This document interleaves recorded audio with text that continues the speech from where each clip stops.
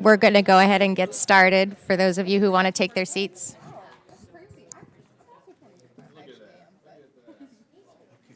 Here we go. Do I do the gavel thing? Yeah. Okay. Good morning. Okay. Good morning. Can you all hear me? The committee will come to order. And we want to thank everyone for joining us this morning, and I want to especially thank all of our witnesses for being here today. Throughout the history of industrialized economies, the primary goal of a business was to make money, and the chief objective of corporations was to increase shareholder value above all else. This approach has had clear benefits. Over the last 4 decades, American-owned firms have become the largest, most visible companies in the world, and the United States has established itself as the world's largest and most innovative free market. At the same time, however, this approach to corporate governance has drawbacks. In this system, companies are incentivized to cut costs to maximize profits. This can lead companies to overlooking the impact that their decisions have on the environment, their communities in which they operate, and the personal well-being of their employees. The global economy has reduced prices on many consumer goods, but business practices that reward cost-cutting measures have depressed wages, which puts home ownership, education, and class mobility, the staples of the American dream, out of reach for many Americans and contributes to an ever-widening economic income inequality gap. As the 21st century pushes on and public opinion on issues such as climate change and equity in the workplace continue to evolve, the idea of shareholder primacy is not only being begun to look at as being short-sighted, but is also increasingly looking like bad business. Consumer preferences are shifting, and they expect companies to practice social and environmental responsibility. And in fact, recent market surveys suggest that consumers are much more likely to purchase goods and services from companies that embrace environmentally and socially responsible business practices. And they're willing to pay a little bit more to do so. Already, there is a growing community of entrepreneurs and small business owners embracing a more socially and environmentally responsible version of capitalism, driven by the idea of corporate social responsibility. Corporate social responsibility, or CSR, is an umbrella term used to refer to voluntary actions taken by private businesses that enhance a company's commitment to managing the social, environmental, and economic effects of its operations responsibly and in line with the public's expectations. There is not a defined set of CSR initiatives, but actions are generally related to creating value both for customers and employees, promoting diversity and inclusion, supporting the communities in which they are located, and protecting the environment. Companies that adopt these practices see their employees and the environment, the communities in which they operate, and the products and services that they provide as equally important for long-term growth and financial success. They see offering benefits such as health insurance, paid family leave, and a representative voice and ownership for employees to increase worker productivity, lower turnover, and they see that it increases worker productivity, lower turnover, and provides a competitive edge in talent recruitment. Evidence suggests that firms embracing CSR are better able to survive during market downturns. In the wake of the 2009 recession, companies engaged in CSR activities reported average sales growth of 13% and profit growth of 12%, compared to 6% and 4% for companies that focused on cost cutting. And we know that over the years, many small firms have already been engaging in some of these socially and environmentally responsible activities. Small firms have been building sustainable businesses, investing in their workers, dealing fairly with suppliers, and creating valuable goods and services, while also providing jobs on Main Street. Today, we have the privilege of hearing testimony from our expert panel, who will share with us best practices for our small businesses as we change our perspectives of sustainable business and capitalism. I look forward to your guidance and to working with my colleagues on both sides of the aisle to ensure that businesses of all sizes are created not just for jobs and profits, but also to positively contribute to their surrounding communities, to the environment, and to our society as a whole. And I would like now to yield to the ranking member, Mr. Stauber, for his opening statement. Thank you very much, Chair Houlihan. It's a privilege to be here with you today. Thanks for holding this hearing, and thank you to the witnesses. You know, today the committee has come together to recognize the achievements of small businesses that have involved themselves with a corporate social responsibility, frequently shortened to CSR. Our panel will help us understand what small businesses can do and are doing, and what this committee can do to support these initiatives. Examples of CSR can be found throughout America's business history. Early examples include factory owners providing housing for their employees. Now CSR has expanded to include environmental efforts, philanthropy, and volunteerism. Some small business owners may think that CSR is an activity that only large corporations engage in. However, small businesses frequently participate in activities that encompass CSR values without recognizing or tracking them as CSR initiatives. Small businesses can choose an area of CSR that contributes positively to their community and/or customer base and can benefit from tax breaks, increased consumer and profits, and greater employee loyalty. I look forward to hearing from our panel about the benefits they have experienced. Thank you, Madam Chair, and I yield back. Thank you, Mr. Stauber. The gentleman yields back. And if committee members have an opening statement prepared, I would ask that they be submitted for the record. I would just like to take a couple minutes to explain the timing and the rules. Each witness gets 5 minutes to testify, and each member gets 5 minutes for questioning. There is a lighting system to assist you. The green light will be on when you begin, and the yellow light will come on when you have 1 minute remaining. The red light will come on when you're out of time, and we ask that you try to stay in the time frame to the best of your ability. I would now like to introduce our witnesses. Our first witness is Dr. Robert Strand, the Executive Director of the Center for Responsible Business and lecturer at the Berkeley Haas School of Business. His research and teaching compares U.S. and Nordic approaches to sustainable and socially responsible business. He holds a Ph.D. in corporate social responsibility from the Copenhagen Business School and an MBA in international business from the University of Minnesota. He was a United States Fulbright Scholar to Norway and spent a decade in industry at IBM and at Boston Scientific. Thank you, Dr. Strand, for being here today. Our second witness is Mr. Vincent Stanley. Mr. Stanley is the co-author of The Responsible Company and has served in a variety of roles with Patagonia since its founding in 1973. He held executive positions as the head of sales and marketing and is now the chief storyteller for Patagonia and the director of Patagonia Philosophy. He is also a visiting fellow at the Yale School of Management. Thank you, Vincent, for being here today. I would like now to introduce our third witness, Ms. Christy Wallace. Christy is the CEO of Elevate Network and is responsible for executing their mission of changing the culture of business from the inside out by providing professional women with a supportive community to lean on and learn from.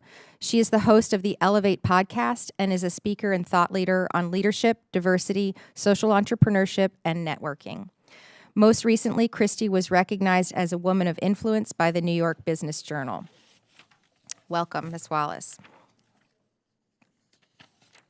Our fourth witness today is Mr. Jamie Arroyo, an associate at Work Wisdom located in Lancaster, Pennsylvania, very close to my district. For over a decade, he has worked in various positions within banking with a mission to help clients reach their personal and business financial goals. During this same time, Mr. Arroyo has also built his own real estate business, investing and managing in properties in Lancaster, Pennsylvania. He completed his MBA at Drexel and was recently elected curator for the Global Shapers Lancaster Hub, an initiative of the World Economic Forum. He facilitates the Review Club for Work Wisdom, where he leads discussions about relevant business trends and leadership development. Welcome. I would now like to yield to our ranking member, Mr. Stauber, to introduce our final witness. Thank you, Madam Chair. I am very excited to introduce our final witness, Sean McElwee. Sean is the owner and creative force behind Shawnees, a T-shirt company he started with the intent of raising awareness and inclusion for people with Down syndrome all over the world. He comes to us from Southern California, and you may recognize him from the Emmy Award-winning unscripted reality series Born This Way. His company got its name from something Sean's parents used to say to people when he was young. When others struggled to understand Sean's speech, his parents would say, "He spoke Shawnees." Now he puts his unique sayings on shirts so that everyone can speak Shawnees. Sean has been on a mission to let the world know, and new parents know, that having Down syndrome is nothing to be afraid of. To showcase this, Sean has been driven since the beginning of his company's creation to give back. He began by donating 10% of his profits each month to nonprofits all over before zeroing in on his project to provide free and low-cost baby onesies to Down syndrome organizations for new parents. $1 from every item purchased goes towards his, in quotations, Welcome Baby Onesies mission. Accompanying Sean today is his mother and chief dream facilitator, Sandra McElwee. Sandra has been an advocate for those with Down syndrome for many years. She has authored 3 books on the experience of having a son with Down syndrome.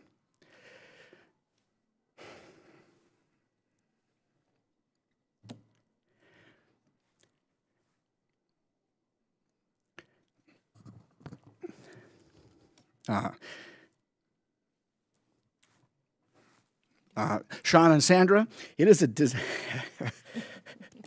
distinct pleasure to have you here today. You're a role model? Mr. Ranking Member, will you yield for just a second? I will. I Go ahead. want to commend you on your statement and how important this issue is to you and your family, and you being such a leader on these issues yourself, and showing so many of us how we should respond in Congress and to our witness. I'll just say we're all your witnesses. We're just so happy that you're here and look forward to your testimony. And Thank you. whenever you're ready to resume. I appreciate that. Sean, you are a role model.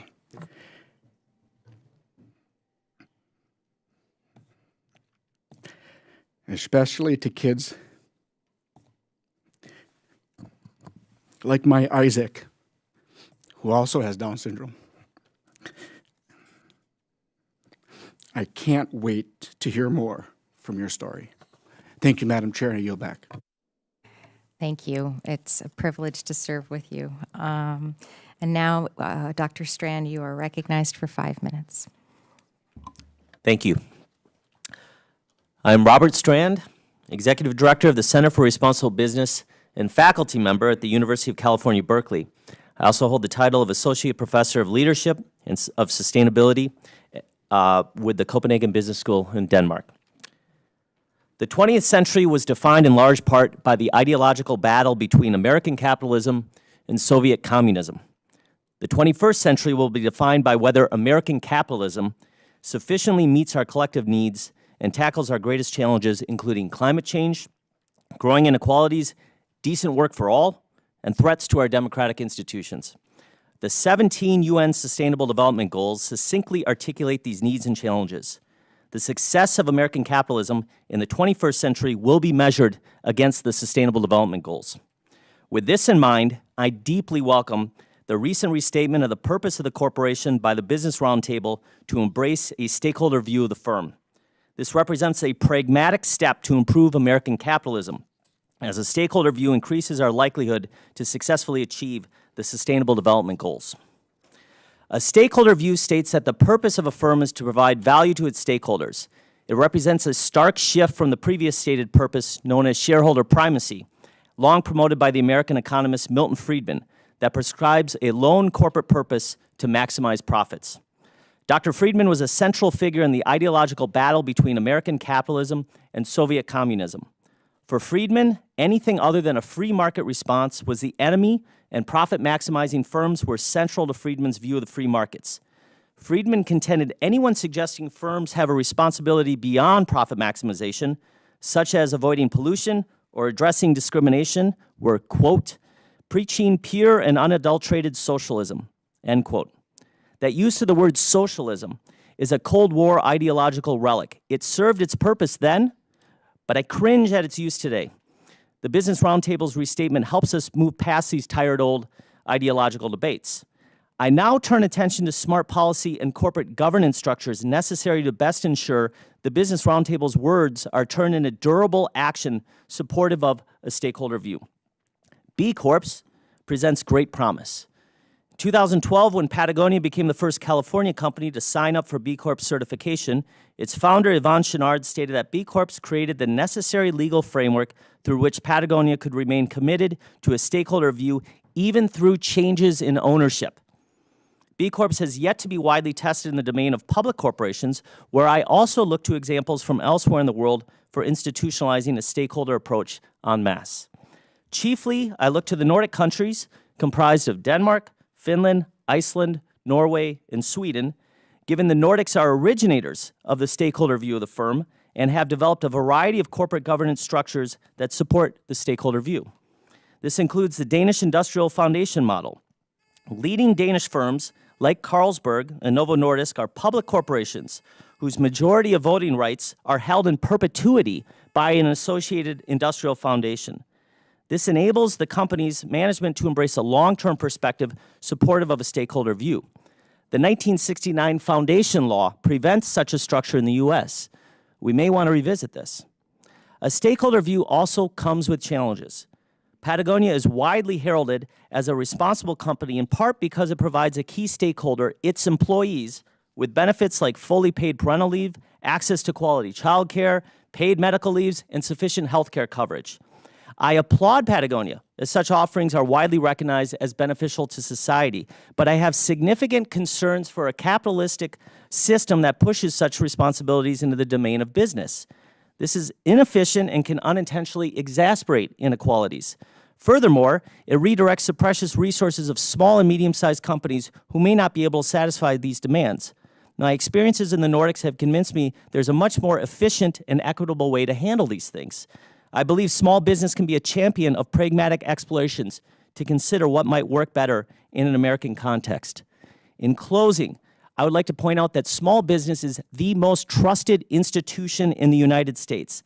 I'm deeply concerned about mounting populist attacks on the concept of capitalism, but I'm equally concerned about inaction on the part of our business and political leaders to go about the pragmatic work of improving our version of American capitalism so it best meets our needs and tackles our greatest challenges.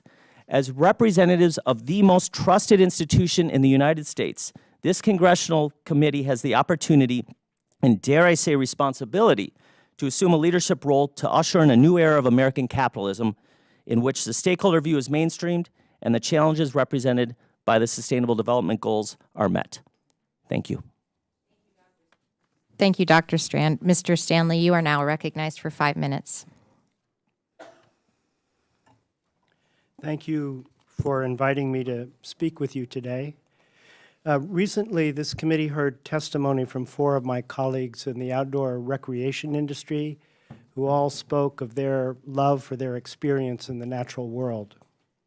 Something changes for all of us when we get a mile from the road and begin to experience in the presence of nature both our self-reliance and our vulnerability. Reverence for this experience has attracted many to the outdoor industry, not to make a killing, but a living, to put at the center of their life and work something they care about deeply. We in the outdoor industry are not the only ones with this desire. The majority of America's small businesses begin with the impulse to put at the center of work some interest, obsession, or skill, and to engage with others of like mind, heart, and need. Small businesses are, by definition, rooted in community, either a shared place or activity. Patagonia, no longer a small business, is still rooted in communities of sport, climbers, anglers, hikers, and of place. For decades, we have helped fund hundreds of small grassroots organizations working to save a beloved local patch of land or stretch of water. Every beloved place needs help in a time of what Pope Francis has called a single complex crisis, which is both social and environmental, one marked by perilous inequality and multiple existential threats to nature, from a carbon-saturated atmosphere, acidifying and plastic-choked oceans, dwindling freshwater, lost topsoil, and a thinning of the web of life that threatens our resilience and our capacity to thrive. We know how important it is to act locally, how much we all need vibrant communities where most of the money stays in town, where citizens can fully care for what they love, to improve the vitality of the neighborhood, but also of the bioregion that makes life in a neighborhood possible, the local streams, farms, forest, and wildland.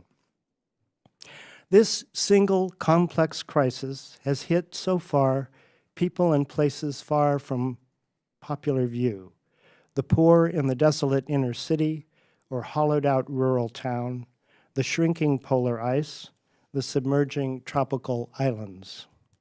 But now the crisis is coming home everywhere. Palm Beach is not immune to sea level rise. Santa Barbara, my hometown, knows and fears wildfire in winter. The acceleration of this twin crisis, as well as new job-displacing technology, is changing the way all businesses view their future.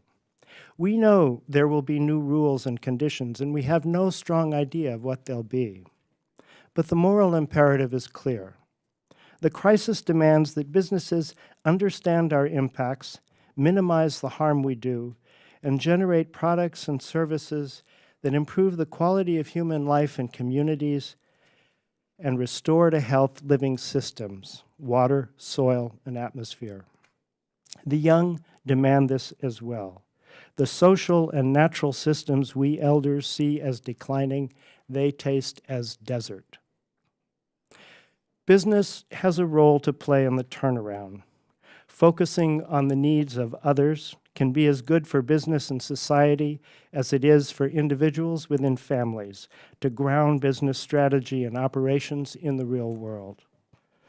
In our experience at Patagonia, the social and environmental constraints we placed on ourselves have led to innovations creating business that is better in all ways.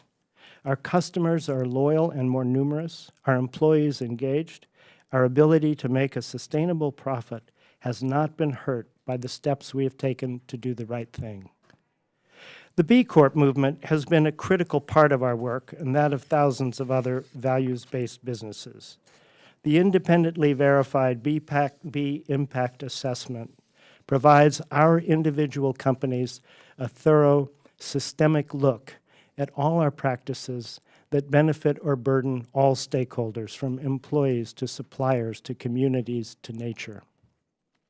Moreover, in light of the Business Roundtable's recent restatement of the purpose of a corporation, the impact assessment can now serve as a blueprint for those in publicly traded companies who wish to join us, who are willing to make, in the words of Alcoholics Anonymous, a searching and fearless inventory of their social and environmental responsibilities and then act on them.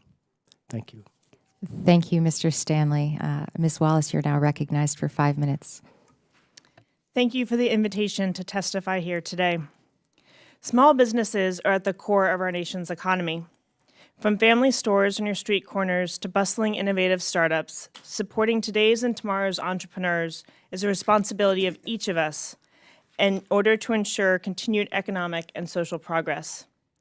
The very notion of the American dream is built on the opportunities we provide for individuals to dream for a brighter future for themselves and their communities. I've seen this firsthand during my 30 years working with small businesses. From my dad's dental office to waitressing for a family-owned restaurant to multiple startups in New York City, and finally as the CEO of Elevate Network, a community dedicated to supporting women at work, I've seen the obstacles that small businesses go through and the power that they are capable of achieving. Small businesses are resilient, strong, and innovative like no other. Recently, the Business Roundtable released a new statement on the purpose of a corporation. Signed by 181 top CEOs, including Accenture and Apple, this statement signified a shift from businesses driven by shareholder primacy to businesses driven for the benefit of all stakeholders. This is an important step towards changing the landscape of business and the world, but now it needs to be backed up with clear progress and action. Small businesses are in a unique position to pave the way for large-scale business transformation, and it is only fitting for a government to support small businesses further in being drivers of social good.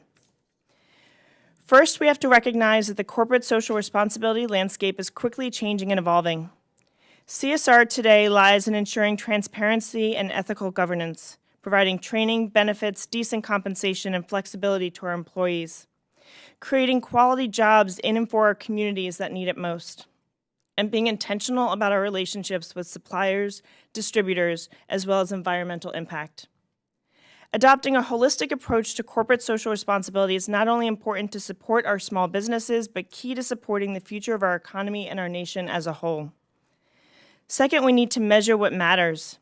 Just as businesses have set structures around financial reporting, businesses also need a framework for measuring social impact and sustainability. Several years ago, Elevate Network joined companies such as Patagonia, Eileen Fisher, and The Honest Company by becoming a certified B Corporation in order to underline and measure our commitment to benefit the communities in which we exist and operate.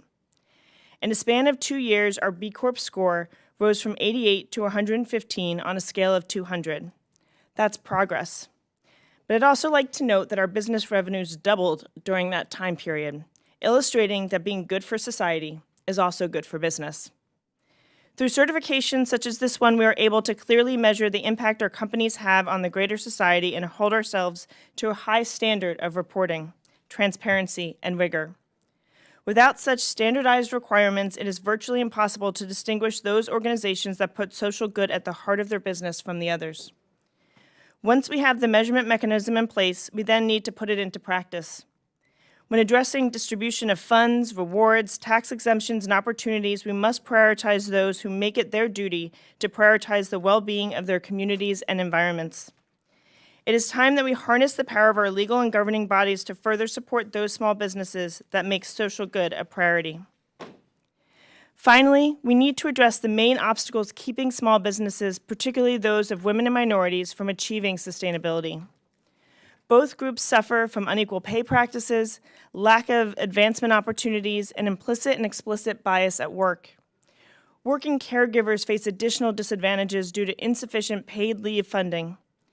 And even though entrepreneurship among these groups is on the rise, female founders still receive only 2% of VC funds available.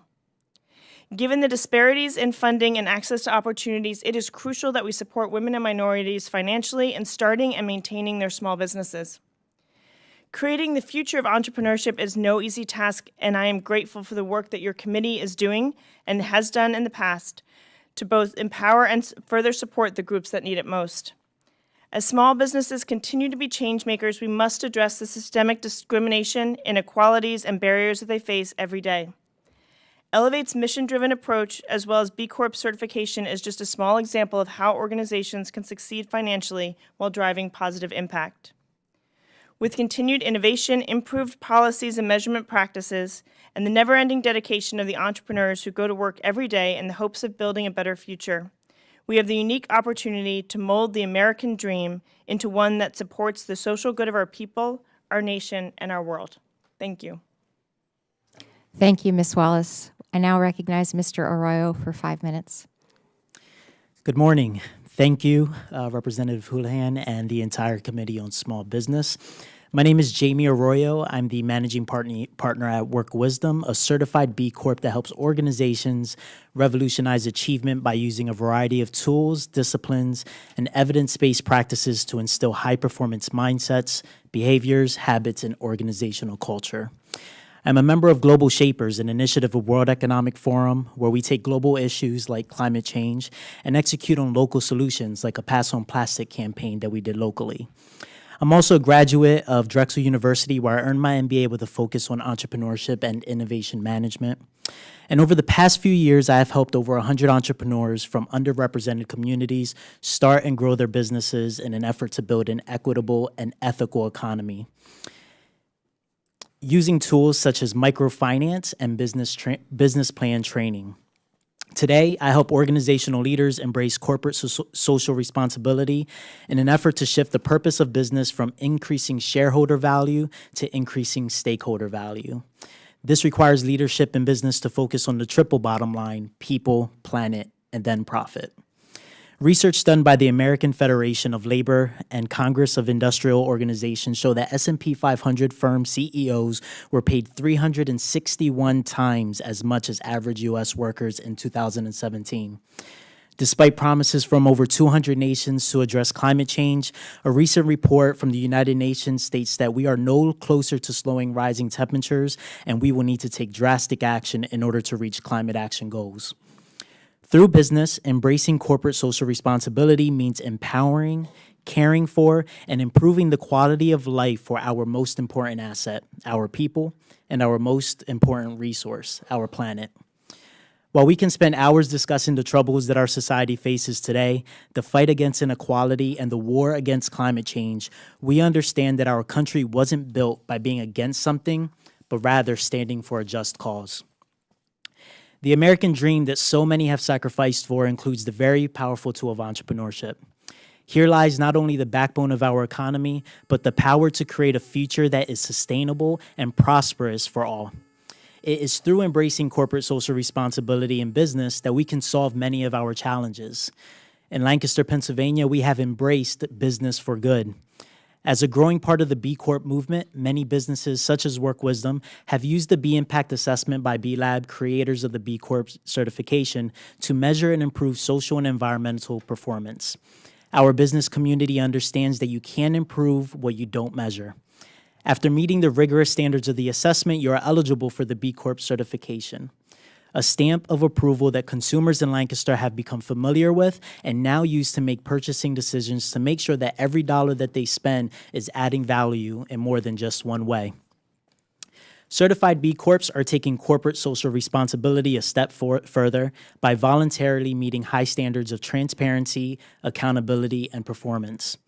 These businesses don't look like Tesla, and these entrepreneurs don't look like Mark Zuckerberg. They look like Passenger Coffee, a woman-owned coffee shop and roaster that has employee-friendly policies and environmentally sustainable business practices. They look like the Stroopy Company that not only makes delicious Stroop waffles in Lancaster, but also provides meaningful employment to refugees who are starting over in Lancaster, Pennsylvania. There is an opportunity for us to do more. Our leaders in government have the opportunity to encourage business to think long-term rather than short-term by encouraging states to adopt and promote benefit corporation legislation that would legally allow the, quote, best interests of the corporation to include positive impact on society, workers, the community, and the environment instead of only profit. Currently, only 35 states and Washington, D.C. have passed this legislation. Our leaders in business can challenge their peers to shift from a mindset of competition to a mindset of collaboration. Larry Fink, CEO of one of the world's largest asset managers, BlackRock, wrote a letter to CEOs in 2018 explaining that companies must be able to state their strategies for long-term growth that not only benefit shareholders, but also stakeholders, all stakeholders, using purpose to drive results and positive impact. Embracing corporate social responsibility doesn't mean sacrificing profits, but rather elevating the value of employees and our planet. Thank you. Thank you, Mr. Arroyo. I now recognize Mr. McElwee for 5 minutes. My name is Sandra McElwee, and I am the Chief Dream Facilitator for Shawnee's, a T-shirt company founded by my son, Sean. Hi, my name is Sean McElwee. I'm the president and chief creator of Shawnee's. A T-shirts company I founded in 2017. In my business in California, Shawnee's is a macro enterprise for profits, and the 2.5 years totally $32,000. I'm on a mission to show the world that people have with Down syndrome can have a business and give back. My mom is going to tell you that rest of the story. So Sean is the creative genius between over 130 designs on 12 different styles of shirts available on his website. And I assist him with the accounting and administration of his business. I'm a volunteer employee, and Sean has threatened to fire me a few times. Sean is best known for his role on the Emmy-winning television show Born This Way on the A&E network. This unscripted show followed the lives of 7 adults with Down syndrome and created many opportunities for Sean. Because of the show, Sean was invited to deliver keynote speeches, and while writing his speech, he had the idea to put his own words onto T-shirts. Well, I encouraged Sean's entrepreneurial spirit in hopes it could be a solution for long-term, meaningful employment. Many people with disabilities find their best option for employment is starting their own business. In fact, 1 in 10 employed persons with disabilities are self-employed. While Sean has had some jobs in the community, sadly, they didn't work out on a long-term basis. As Sean's business conceptualized, there was never a question that Sean would give back in a way to promote social good. Sean initially made a list of 12 organizations that have provided him with support and advocacy and donated to one of each organization each month the first year of his business. Today, representatives from 3 of those organizations are present to support him: Respectability, the National Down Syndrome Congress, and the National Down Syndrome Society. Each month his first year, Sean donated a minimum of $100 to each organization, and his first year donations totaled $1,690, which was 16% of his first year's profit. At Shawnee's, we measure success differently than most businesses. Shawnee's has not realized enough profit to live off of, but the creative outlet for Sean and the impact he is making by showing the world that people with Down syndrome can contribute to their community is where we measure the success. Sean's donation program then evolved when he was contacted by the Down Syndrome Connection of the Bay Area in Northern California for a bulk order of his baby onesies for their new parent gifts. The same time, the disturbing news that Iceland had achieved a 100% abortion rate for babies with Down syndrome broke. Sean knew he wanted to inspire new parents and help their babies, and he changed his program from cash donations to donate baby veggies. And so to date, Sean has had 37 Down syndrome organizations in 22 states apply for 2,410 baby onesies. Sean donates $1 from each shirt sold towards the purchase of the onesies. He also includes a letter to the new parents encouraging them to never give up on their dreams for their babies. This program also shows the new parents that someone with Down syndrome is capable of owning his own business as well as giving back with part of his profits. The remainder of the profits fund his ABLE account. Thank you for allowing Sean and myself to tell the story of how a micro business with very low profits is still able to make a difference and give back to the community. Thank you. Excellent, excellent job, and right on time, literally right on time. So I now recognize myself for 5 minutes to ask a few questions. And my first question is for Mr. Stanley, please. Market research indicates that over the last decade, consumer demand has shifted towards companies that market goods and services as more sustainable. How has this trend impacted Patagonia's profitability, marketability, and long-term outlook, in your opinion? We've had a considerable amount of growth since 2007, which is, I think, the first year that you started to see studies that showed that people were willing to pay for sustainability.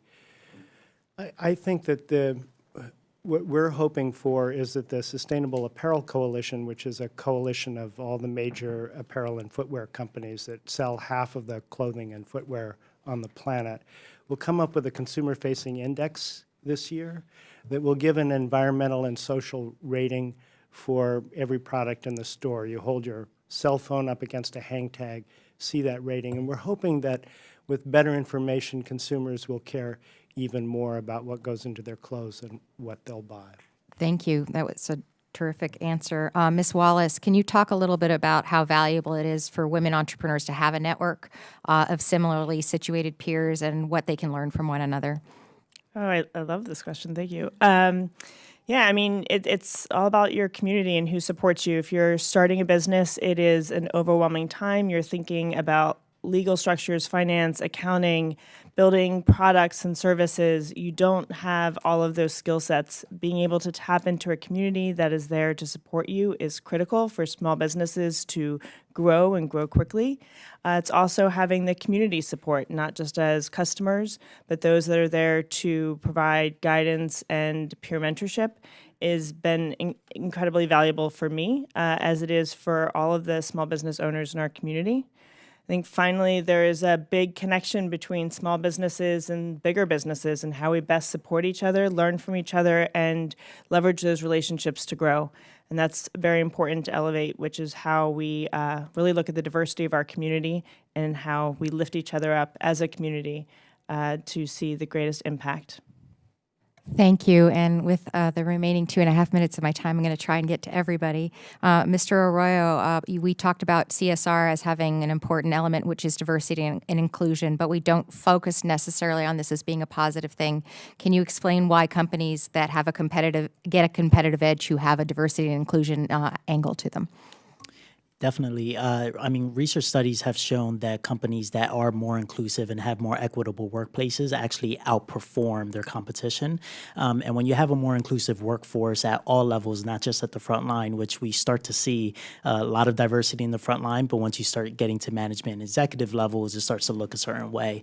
The more inclusive an environment can be, the more different perspectives a business can have. And with those different perspectives come innovation and creativity to come up with problems to different challenges. Mr. McElwee and Mom, I would love to know what you found in your journey so far that would help enable more people like you to be able to create businesses. How can we be helpful? Well, that's a very difficult question because there's so much that goes into a business in general that a lot of people don't have. I happen to have a business degree, so I was able to help Sean with setting up his business. One thing I think that's very helpful is the small business associations that are in each city that help at the SCORE, I believe is what it is, that help people get started, and maybe to encourage them to reach out more to the community of people with disabilities to help them start their businesses when their family doesn't have the expertise needed. That's a terrific idea, and we will definitely take that one back. And my last question for Dr. Strand, your focus in your research has been primarily on how other nations are handling this particular issue and challenge of evolving capitalism. What have we learned from them that we could possibly apply to our nation as we're increasingly understanding the power of purpose in business? I think that 20 seconds. The primary thing I take from the Nordic region is that they've drawn from the American economist Arthur Oken that in a capitalistic society, the markets need a place, and the markets need to be kept in their place. They've pragmatically figured out where do markets work well, and then use them, and where they don't, and then we need different solutions. Thank you. Thank you. I now yield to the ranking member, Mr. Staubert, for his time. Thank you, Chair Houlihan. And thanks for the testimony from the witnesses. Everything or much of you said was very relevant to today. And Dr. Strand, coming from the University of Minnesota, we do a lot of great things in Minnesota, as you can testify. My question is to Sean and Mom. In your testimony, you discussed a few areas that helped lead you to the decision to donate to a new parent baskets. Can you tell us why this specific mission was so important to you? Do you want to answer that? Well, when Sean was born, we learned that many people don't choose to not continue their pregnancies when they have a prenatal diagnosis of Down syndrome. And unfortunately, doctors don't always give the current facts on people with Down syndrome's abilities and possibilities. So we've worked for many years to try to correct that.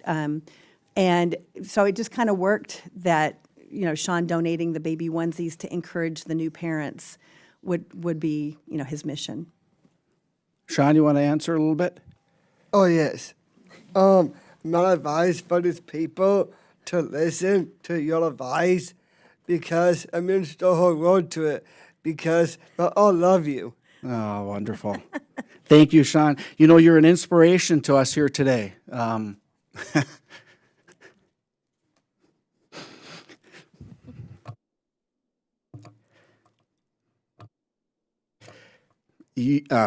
Your abilities far outshine.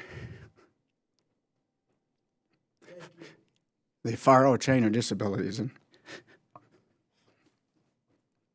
appreciate you all being here today. Thank you. Madam Chair, I yield back. Thank you. I now recognize Mr. Dwight, Representative Dwight Evans for 5 minutes. Thank you, Madam Chair. I think Dr. Strand, when I ask you this question, I'm a member of the Ways and Means Committee, and trade has been an important issue recently. When trading with foreign countries, it's important to make sure that the countries we are trading with have fair labor practices and aren't violating human rights. Many small businesses participate in international trade. To any member, particularly starting off with you, how can the owners of small businesses make sure the goods they are importing aren't coming from companies that with harsh working conditions using unfair labor practices? Thank you very much for the question. Such an important question, and I would suggest a real challenge for small businesses that have limited resources to necessarily get out in their supply chains. Some of the larger companies that have resources, there's an imperative on them to actually go visit suppliers, to be engaged.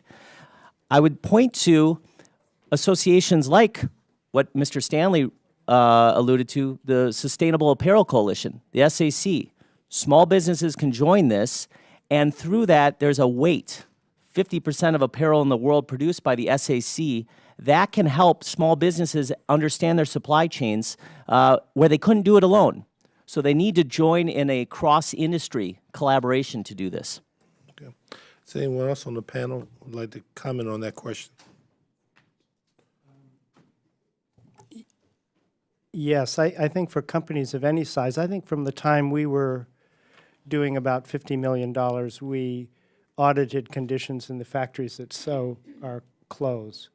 That auditing has been going on for 25 years, and as you know, with limited success. And right now, companies are just beginning to audit conditions in the mills and finding very serious problems. What we do at Patagonia is we have a fairly large social and environmental responsibility team that actually has veto power over our sourcing team, that if they determine that a factory or a mill is not ready or needs to meet certain conditions before we'll do business with them, what they say has veto power over sourcing. So that's, I think that would be a good policy for other companies to adopt. Does anyone else on the panel? Yeah, in Lancaster, there's a small business called Imagine Goods, which is a locally owned and woman-owned business for apparel clothing. The makers of the clothing are survivors of human sex trafficking in Cambodia.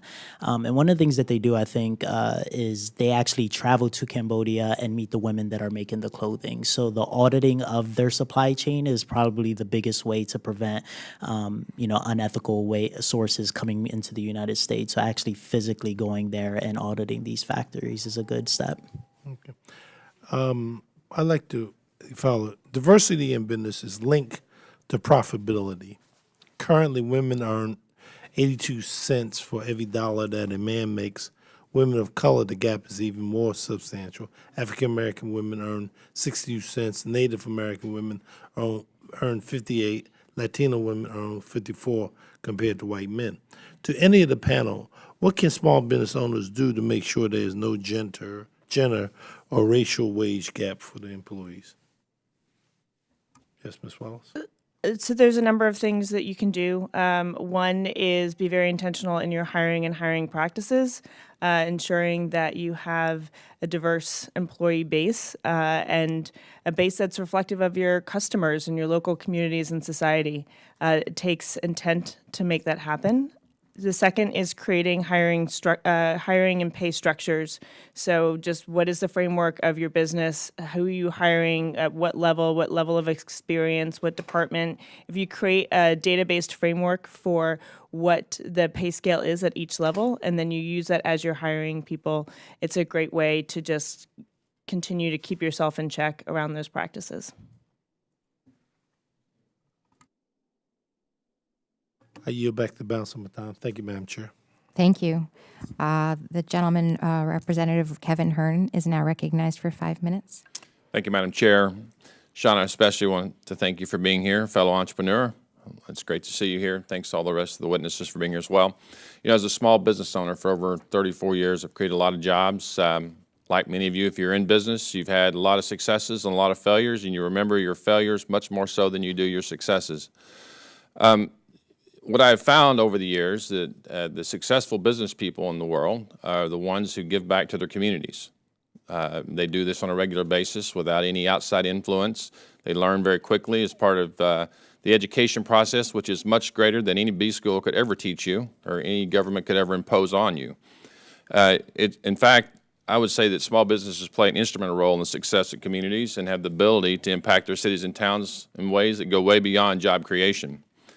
As referenced by an article that our ranking member submitted for the record, a good example of this is Sonic's Limeade for Learning, a restaurant group that's based in Oklahoma City. It has a large presence in my home state, over, I think, 3,500 restaurants around, certainly, the United States. Works with the brand's franchisees and teachers to support educational programs and products for teachers. Through this program, customers at local Sonic locations are encouraged to vote online in support of educational materials, which Sonic then delivers to classrooms. This type of investment is something that every member of this committee should agree with and should support.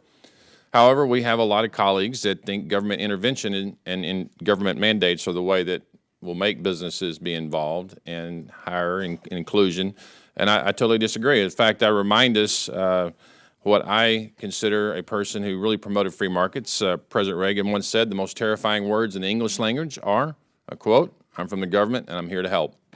And as a small business owner, I can tell you, over 34 years, I ran on the notion in Congress for the first time, never been in politics before, was get government out of the way, let entrepreneurs create jobs and put Americans to work. Patagonia didn't need the government to be involved to be where they're at today. In fact, they probably took business away from those who didn't see what you all saw and found a lane to run in. And I think that's what free markets do. They give people with entrepreneurial spirit, willing to take risk, and when they get knocked down, they get back up again. That's the true definition of the American dream. It's not having some outside force dictate to you how you're going to run your business. It's clear that small businesses are able to make a real difference in the communities without government. The government's involvement in this area will only further convolute this issue and scare the businesses involved. And so, because of this, I'd like to focus on the great work that has been done so far. And as I stated earlier, there's a lengthy history of companies investing in their local communities, something the public needs to be better educated on. So, you know, Mr. Strand, Dr. Strand, I'd like to start with you and we'll kind of move down, if we could, quickly, because I'd certainly love to hear from Sean on this. In your opinions, how can we continue to grow public education regarding corporate social responsibility and message this great work which has been done by so many small businesses across America? Thank you very much for the question, and I couldn't agree more. Small business has created such goods for the American society in terms of jobs, the products and services, and government did not create that. But I would say we need smart policy. We need good rules that make good sense, that incentivize for the long term. And this is something where I think that an organization, this particular committee, to look at small business and all the good that it's done and to figure out from a stewardship perspective, which as opposed to an extractive perspective of ownership. How do we encourage stewardship? That's a long-term view. It's exactly what you're describing with the small business that you started. I would suggest that we need some policy frameworks, those legal frameworks, like what B Corps presents, and we should encourage that to be more mainstream rather than on the fringe. Or possibly recognize those who achieve certain standards in communities, that there's a place to be rewarded for those Absolutely. Successes they have. Mr. Stanley? You know, one thought I would have is that a lot of the industries that are producing some of the greatest environmental harm are getting the greatest amount of government support. So if you want to equal the playing field, I would remove subsidies from some of those industries. And I agree with, I don't have a prescription for you, but I agree with you that it is really important at this time to build up the capacity of communities to have a strong local economy. And whatever you can do on this committee to support that, I think. So that could be including making the small business tax cuts permanent beyond 2025 for small businessmen and women in America. Sean, could you wrap up? What could we do better to help educate folks on what you're doing and giving back to society? You don't want to answer that question? I think simply, letting people know what, just like today, giving us the opportunity to let people know the impact that's being made when people do give back to the community. We certainly thank you for being here. Thank you so much. Thanks you. to the witnesses. Thank you. I now recognize the gentlelady from Kansas, Ms. Davis. Thank you, Chairwoman. Well, first of all, thank you to all of the witnesses for being here today and sharing some of your expertise with us.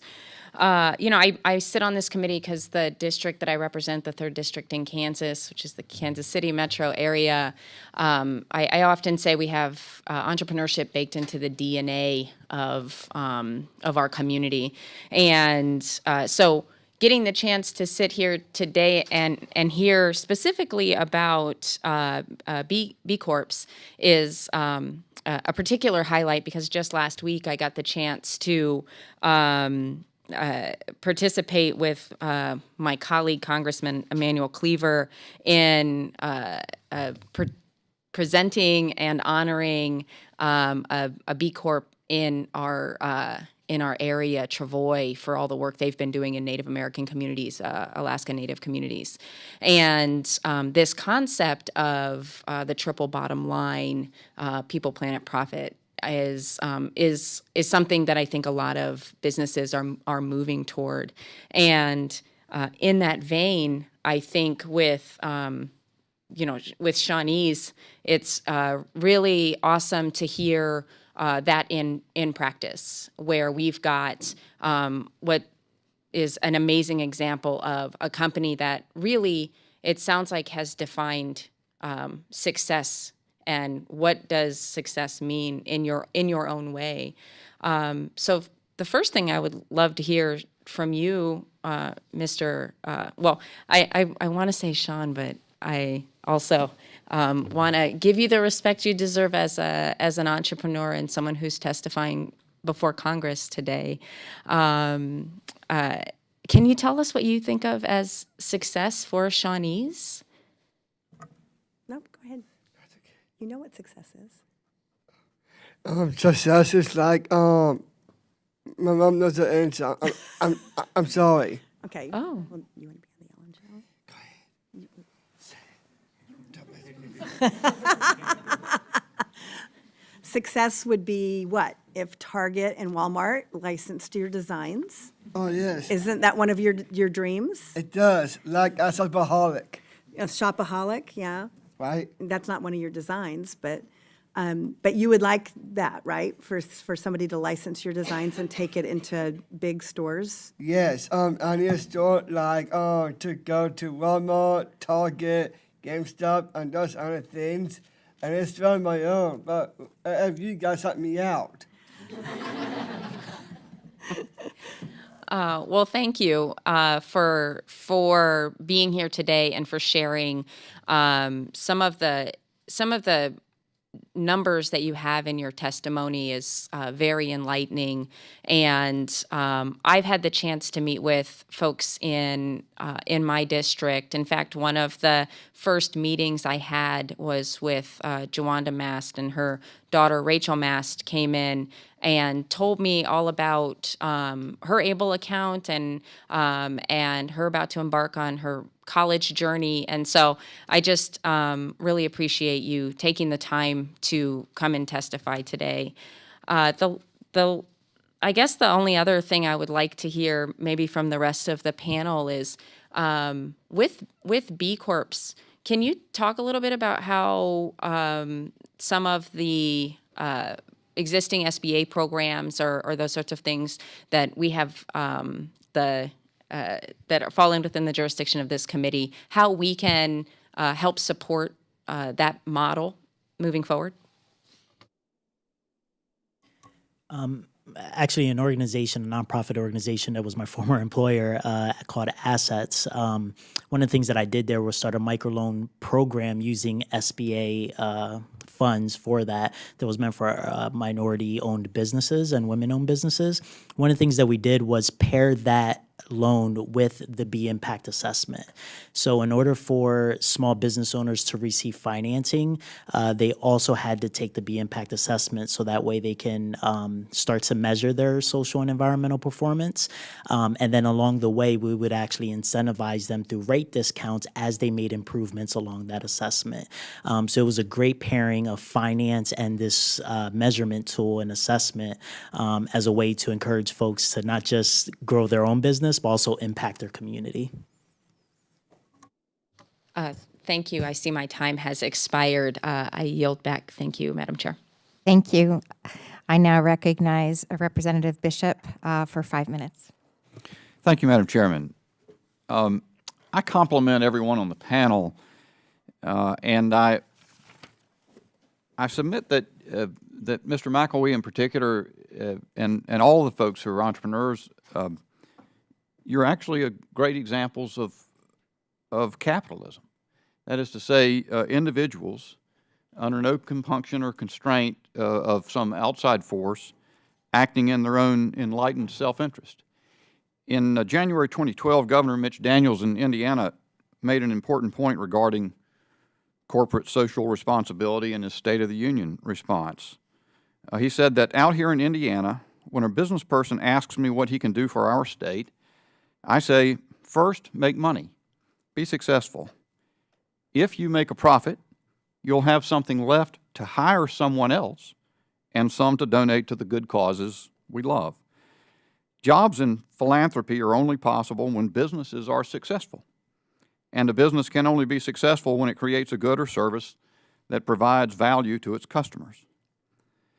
In its essence, capitalism is a mechanism that is amoral in character, but it produces outcomes that have broad social utility. It is capitalism that has reduced world poverty by 80% just since 1970. In Asia, it is capitalism that reduced the number of people living in extreme poverty from almost 60% to just 1.7%. As Arthur Brooks often notes, that is one of the most remarkable and compassionate achievements in human history. One could even say this is the most successful example in history of corporate social responsibility. It is clearly important for businesses to be good corporate citizens, but I think it is important that we as policymakers not mistakenly impugn capitalism and thereby lose sight of the most effective, proven way in history to improve the lives of our constituents. Capitalism and successful business have and will continue to provide the greatest benefit to the needy and those of most modest means. I have a question, in particular, I think, for Professor Strand, if I might. Would you agree that capitalism has been the most successful economic system in the world's history for reducing human suffering and making the world a better place? There has been no greater poverty alleviating program in the history of humankind than the concept of capitalism and the application of it. Absolutely. So I think that it's imperative on us to ensure that this system, broadly defined as capitalism, survives and thrives. And with that, then, to recognize that capitalism is a very broad construct that can be applied in different places in different ways. So let's go about the pragmatic work of improving it to ensure that it lives on. And so if I could follow that up, Professor Strand, isn't it also the heart of capitalism that individual decision makers, individual entrepreneurs, might subordinate narrow or short-term profiteering goals in order to maximize profits in the longer term? For example, Henry Ford in 1914 massively increased, doubled prevailing assembly line wages in order to both produce a reliable workforce and create customers for his mass-produced Model T. Isn't that an example of what capitalists may do, in fact, do every day, everywhere, every hour? I think capitalism at its best is when the capital owners behave as stewards. That's a long-term view. I have some concerns about pressures in an American context on short-termism. And in my past experience in corporate America, particularly when I was in investor relations, I felt at times the owners had a more extractive view of their ownership role. And I think we need good policy and mechanisms to ensure a stewardship model. Would you agree that the best way to do that is to increase the ability of individual actors to make decisions, or do you think they need to be compelled to make decisions by government policy? I think we need smart policy, and within smart policy framework, then individuals can maximize their own self-interest, and it benefits society.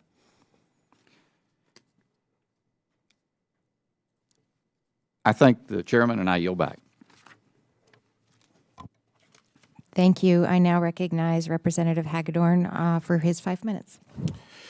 Madam Chair, thank you for yielding, and appreciate all the witnesses' testimony. I first off would like to associate myself with the remarks of Representative Bishop. I thought he was absolutely on point. That was just terrific, and we'll talk just a little bit about that in a second. But first, Mr. McElwee, I have that right?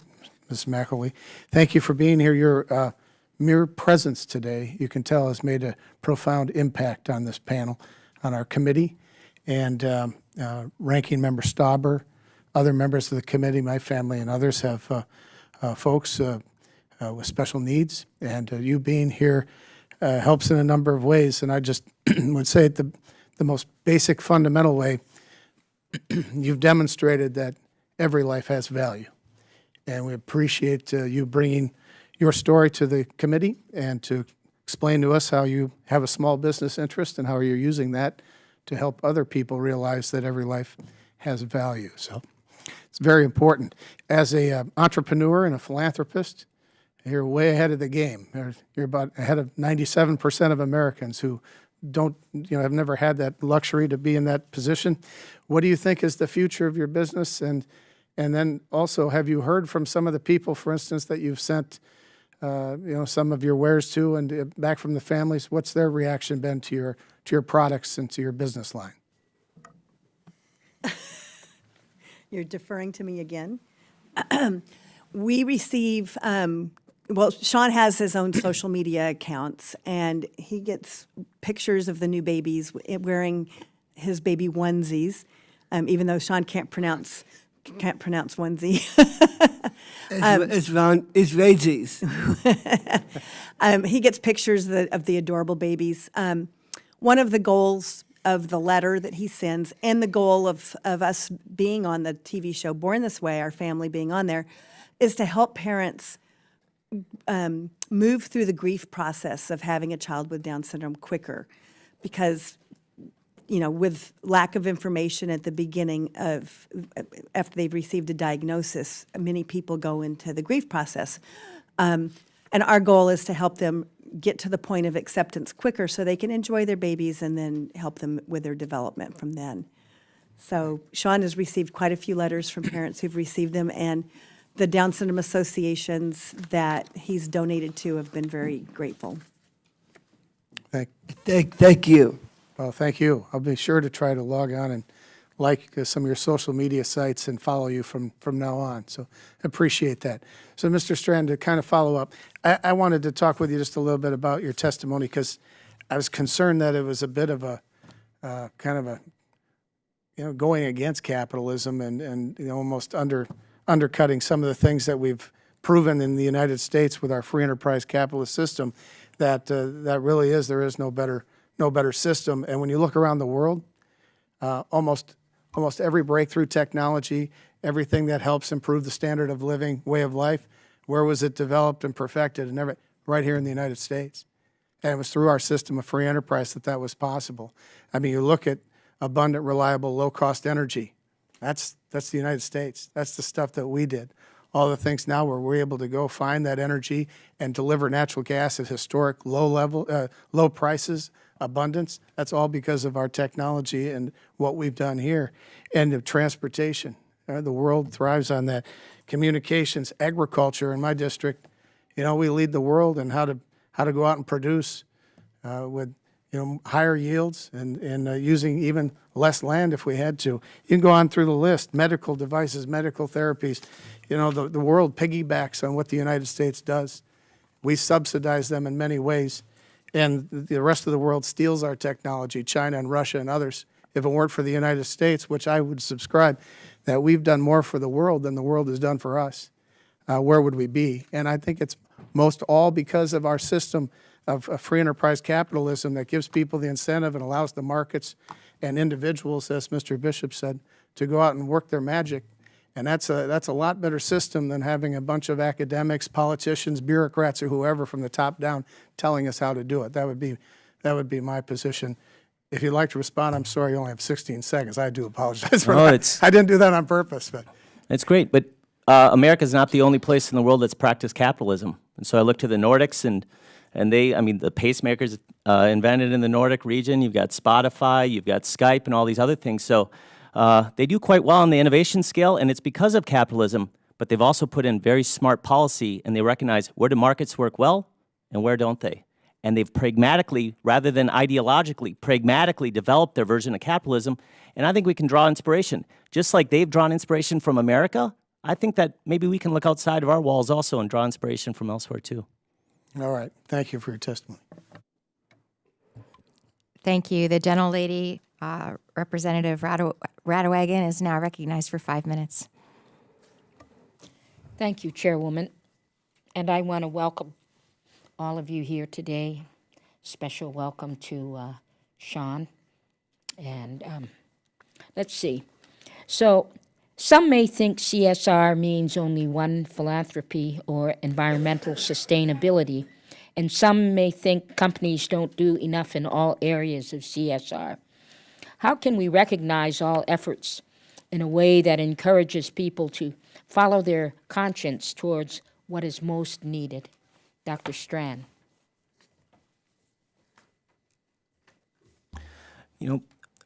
Purpose is such a strong motivator. And I think each and every one of us, we can connect on purpose. And it might mean different things to different people, what that purpose is. But I think this is something that, a reason I welcome the Business Roundtable's expression is, I think it opens up the door for us to be able to actually talk about things that historically weren't allowed in the rough and tumble sort of financially oriented model of capitalism that we have here in the States. And I think that purpose is such a strong motivator. And I have the privilege to work with these wonderful students every single day. They want to work for firms that are purpose-driven. They want to work for a firm like yours that is so fundamentally oriented to purpose. So I think that that's something that we need to encourage and foster. Mr. Arroyo. Yeah, I'd like to second that. I think having a purpose-driven organization or small business is a great way to make sure that, we're not doing we're not seeking profit for profit's sake, but it's a tool to allow us to solve problems.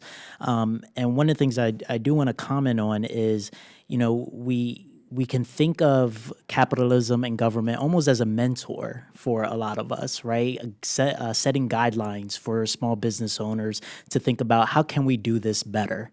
And a lot of times entrepreneurs enter the small business world with no barriers or not understanding how they can do this better. So we can provide that framework for them to do things in a good way. Ms. Wallace. So the majority of entrepreneurs are creating businesses to solve their problems and the problems that are meaningful to them that need to be solved. So they're laser focused on that aspect of it.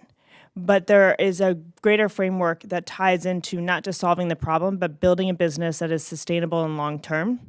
There's resources, there's funding, of which there's a great lack of funding when it comes to women and minorities. But there's also the framework for success. So as the CEO of Elevate, when we took our B Corp assessment, we received our score, and through that assessment saw a number of ways in which we could improve our workforce policies, our impact on the world. we made those improvements, we saw not only an increase in our profits, we saw an increase in the retention of our employees, in their focus and productivity, in their satisfaction with the business. So having the tools and the framework to not just solve the problems that you care about, but to do it successfully and sustainably is a key aspect that I think is important to create. Mr. Stanley? I would echo what Ms. Wallace says. And I do think that the B Corp movement is a significant asset in building businesses that are governed well, that are successful, and that are serving some kind of common good. It's interesting with the assessment that's been referred to, the assessment allows 200 points for businesses. And what happens is you create a kind of virtuous competition. So Patagonia has been lauded by a number of people because we have a score of 152, which is very high for a B Corp. But we're looking at Dr. Bronner's Soap Company, which has a score of 175, and wondering what we can do in order to improve our practices to reach a level like that. And I think that that's the kind of framework that would help a number of small businesses be successful in all ways. Thank you, Madam Chairwoman. I yield back the balance of my time. Thank you very much, and I appreciate all the time that we've all taken out of our schedules to be with us today. We have heard today that there is a value generated by companies that is broader than just financial return. They provide jobs, develop communities, produce valuable goods that benefit consumers. For businesses to act in a responsible way towards their employees, suppliers, communities, and environments is not only the right thing to do, but it is good business as well.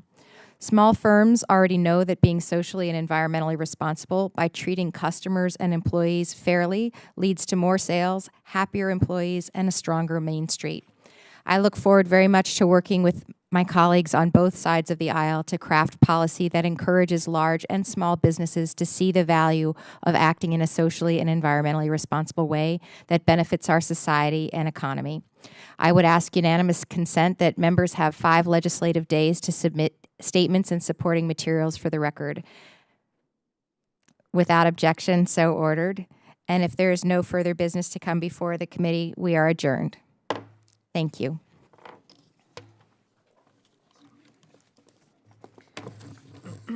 Thank you very much. Thank you. You're welcome.